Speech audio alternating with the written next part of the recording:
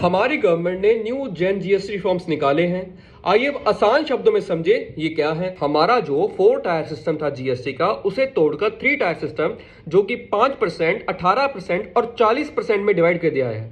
आइए अब समझते हैं कि किस पर कितना टैक्स रिड्यूस हुआ। मिल्क और मिल्क प्रोडक्ट्स को और स्पेशली एजुकेशन सेक्टर को, जिसमें कि कॉपी पेंसिल सब आता था, उसे 12% से लेकर 0% तक कर दिया गया है। सोप से लेकर टूथब्रश तक और कॉफी से लेकर चॉकलेट तक, जो कि 12% और 18% के बीच में आते थे, अब उन्हें उठाकर 5% जीएसटी में रख दिया गया है। 12% में आते हैं हमारे एग्रीकल्चर प्रोडक्ट्स में, चाहे वो हो ट्रैक्टर, चाहे वो कंपोजिंग मशीन, जो कि 12% में आते थे, अब उन्हें रिड्यूस करके 5% में कर दिया गया है। और सबसे बड़ी राहत दी गई है हेल्थ इंश्योरेंस को, कि जिसमें 18% जीएसटी लगता था, अब उस पर 0% जीएसटी लगेगा। और सबसे बड़ा झटका उनको लगेगा जिनको टोबैको, पान मसाला या सिगरेट या सॉफ्ट ड्रिंक्स पसंद थे, जो कि 28% की जीएसटी की कैटेगरी में आते थे, अब वो आएंगे 40% की जीएसटी की कैटेगरी में। अब ये काम सरकार ने बहुत अच्छा कर दिया, क्योंकि ये जो चीजें हैं, टोबैको है, सॉफ्ट ड्रिंक्स है, ये अच्छी चीजें नहीं है। इन पर अगर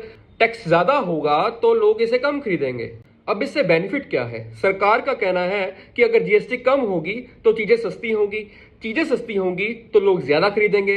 अब लोग ज्यादा खरीदेंगे तो ऑब्वियसली प्रोड्यूस ज्यादा होंगी चीजें, तो इससे फायदा ही फायदा है। पर सवाल ये उठता है कि 8 सालों के बाद मोदी का ये मास्टर स्ट्रोक क्यों आया? सोचिए।